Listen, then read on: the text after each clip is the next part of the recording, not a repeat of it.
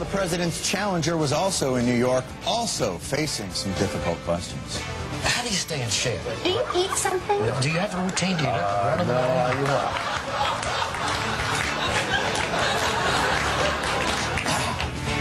It's like Nerf Crossfire.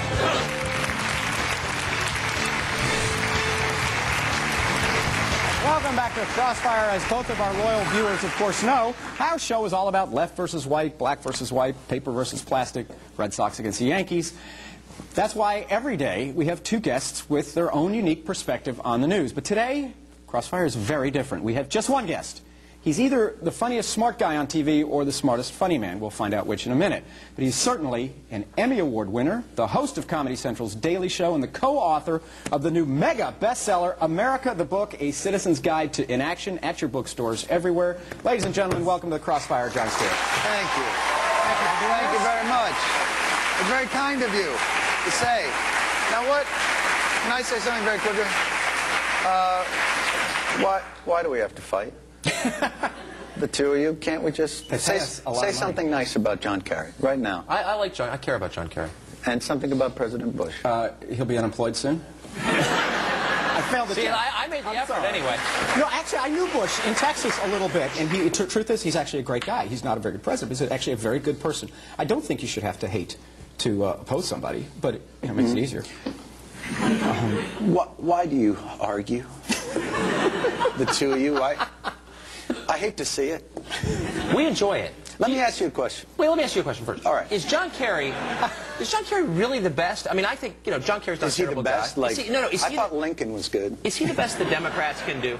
Is he the best the Democrats can do? Yeah, this year. I'd always thought in a democracy, and again, I don't know, I've only lived in this country, that there's a process, what do they call them, primaries. Right. And they don't always go with the best, but they go with whoever won.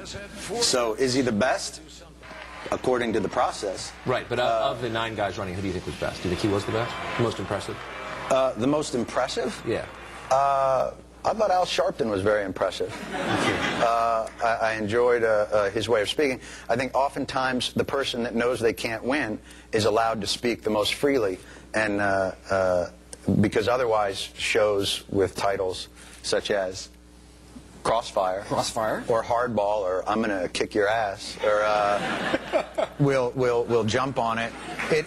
In many ways, it's funny, and I made a special effort to come on the show today because I have privately amongst my friends and also in occasional newspapers and television shows mentioned this show as being bad.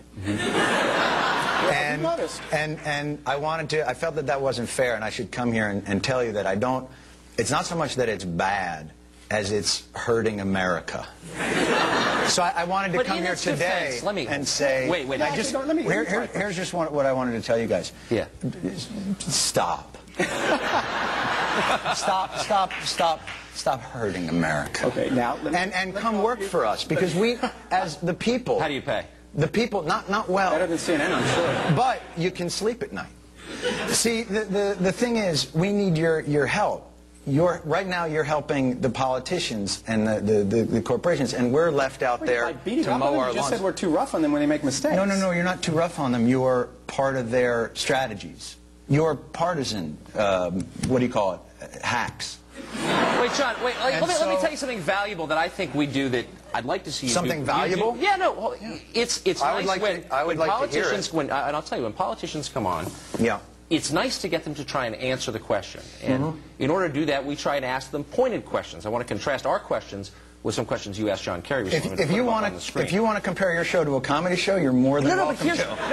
Here's the point. If that's your goal, no, it's not. I wouldn't aim for us. I'd aim for Seinfeld. Here's the problem. That's a very good show. Kerry won't come on this show. He will come on your show. Let me suggest why he wants to. Well, we have civilized discourse. Well, here's an example of civilized discourse. Here are 3 of the questions you asked John. Yeah. You have a chance to interview the Democratic nominee. You ask him questions such as, quote, how are you holding up?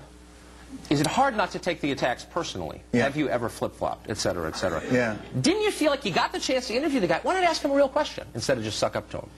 Yeah, how are you holding up is a real suck-up. And I actually was giving him a hot stone massage. It sounded that way. As we were doing it. It did. You know, it's interesting to hear you talk about I felt the my sparks responsibility to the, you know, I didn't realize that, and maybe this explains quite a bit. No, the opportunity. Is that the news organizations look to Comedy Central for their cues on integrity. So what I would suggest is, when you talk about you're holding politicians' feet to the fire, I think that's disingenuous. I think you're... How are you holding up? I mean, come on. No. I don't, but my role isn't, I don't think... You can ask him a real question, don't you think? Instead of saying, you know... I don't think I have to. By the way, I also asked him, you know, were you in Cambodia? But I didn't really care, because I don't care, because I think it's stupid. Well, but my point is this. If your idea of confronting me is that I don't ask hard-hitting enough news questions, we're in bad shape, fellas. We're here to love you, not confront you. No, but what I'm saying is this. I'm not. I'm here to confront you because we need help from the media, and they're hurting us. And it's, the idea is... If the indictment, let me get this straight. If the indictment is... if the indictment is, and I have seen you say this, that Crossfire reduces everything, as I said in the intro, to left, right, black, white. Yes. Well, it's because, see, we're a debate show. It's like saying the No, that'd be great. To a storm I would love to see a debate show. In a 24-hour day where we have each side on as best we can get them. No, that would be great. And have them fight it out. To do a debate would be great, but that's like saying pro wrestling is a show about athletic competition. Sorry. I think you're a good comedian. I think your lectures are boring. Let me ask you a question on the news. No, this is theater. I mean, it's obvious. How old are you? 35. And you wear a bow tie. Yeah, I do. I do. So this is... No, I know. You're right. No, let me just go. No, come on. And listen, I'm not suggesting that you're not a smart guy, because those are not easy to tie. But the thing is that you're doing theater when you should be doing debate, which would be great. No, it's not honest. What you do is not honest. What you do is partisan hackery. And I'll tell you why I know John Kerry on your show, and you sniff his throne, and you're accusing us of partisan hackery? Absolutely. You've got to be kidding, man. You're on CNN. The show that leads into me is puppets making crank phone calls. What is wrong with you? Well, I'm just saying, there's no reason for you, when you have this marvelous opportunity not to be the guy's butt boy, to go ahead and be his butt boy. Yes, It's embarrassing. I was absolutely his butt boy. I was so far. You would not believe what he ate 2 weeks ago. You know, the interesting thing that I have is you have a responsibility to the public discourse, and you fail miserably. I think. You need to go to one. The thing that I want to say is, when you have people on for just knee-jerk, reactionary talk... Wait, I thought you were going to be funny. Come on, be funny. No, I'm not going to be your monkey. Go ahead. I watch your show every day, and it kills me. I can tell you love it. It's so painful to watch. You know, because we need what you do. This is such a great opportunity you have here to actually get politicians off of their marketing and strategy. Yeah, it's someone who watches your show and cannot take it anymore. I just can't. What's it like to have dinner with you? It must be excruciating. Do you like lecture people like this? Or do you come over to their house and sit and lecture them and, you know, they're not doing the right thing, that they're missing their opportunities, evading their responsibilities? If I think they are. Look, I wouldn't want to eat with you, man. That's horrible. I know, and you won't. But the thing I want to get to... We did promise naked pictures of the Supreme Court. Yeah, we did. No. Let's get to those. Why can't we just talk? Please, I beg of you guys. I think you watch too much Crossfire. We're going to take a quick break. No. Look, hold on. please. We've got commercials. Please. Next, please stop. In the rapid fire. Please Hopefully stop. He'll be here. We hope. We think. And then, did U.S. soldiers refuse an order in Iraq? Will Blitzer has the latest on this investigation right after the break.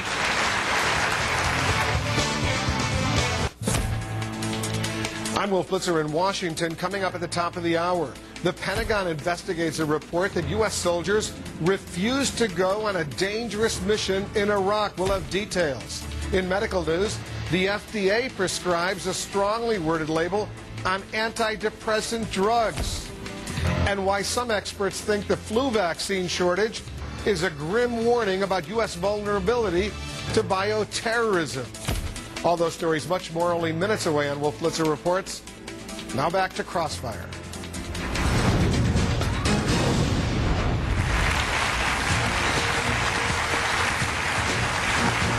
Welcome back to Crossfire. We're we're talking to Jon Stewart, who was just lecturing us on our moral inferiority. John, you're bumming us out. Tell us, what do you think of the Bill O'Reilly vibrator story? No. I'm sorry? I don't. Oh, okay. What do you think? Let me change the subject then. Where's your moral outrage on this? I don't have any. I know. Which candidate do you suppose would provide you better material? I'm sorry? Which candidate do you suppose would provide you better material if he won? Mr. T. I think he'd be the funniest.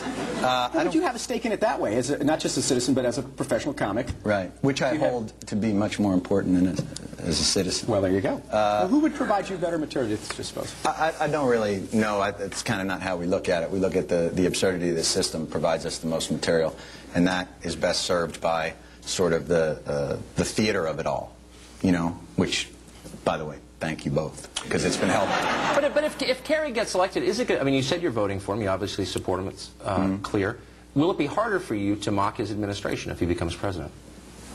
Now, why would it be harder? Because the only way it would be harder is if his administration is less absurd than this one. So in that case, if it's less absurd, then yeah, I think it'd be harder. But I mean, it'd be hard to top this group.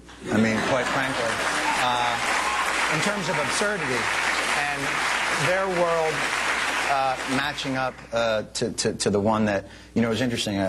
President Bush was saying, you know, John Kerry, his rhetoric doesn't match his record. But I've heard President Bush describe his record. His record doesn't match his record. So, you know, I don't worry about it in that respect. But let me ask you guys again a question, because we talked a little bit about, you know, you're actually doing honest debate and all that. But after the debates, where do you guys head to right afterwards? The men's room. Right after that? Right, home. Spin Alley.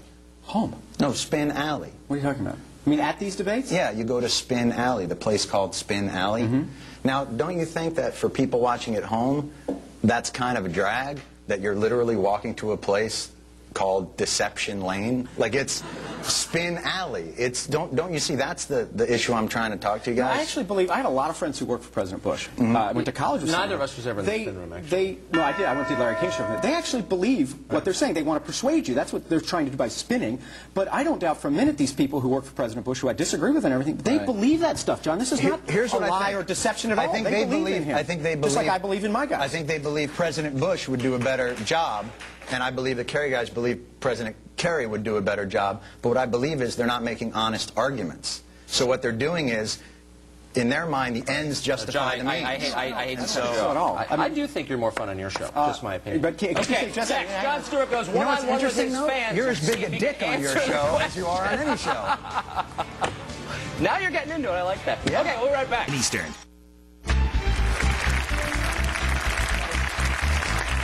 Welcome back. Welcome back to Crossfire. We are joined by Comedy Central's Jon Stewart, host of The Daily Show, and author of #1 bestseller, America the Book, A Citizen's Guide to Democracy in Action. Some questions from our audience. Yes, sir. What's your name? Hi, my name's David. I'm from Boston. Hi, David. My question is, what do you think the hump on GW's back during the debate was? Say it again. What do you think the hump on George's back during the debate was?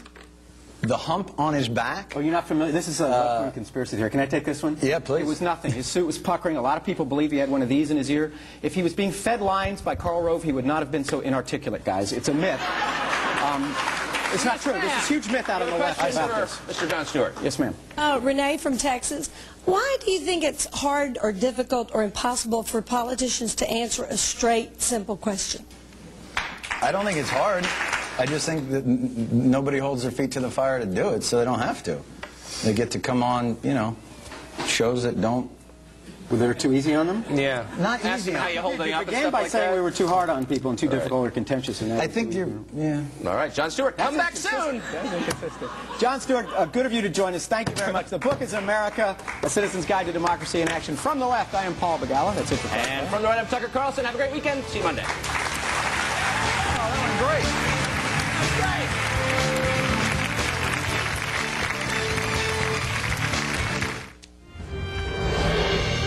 Happening now, an extraordinary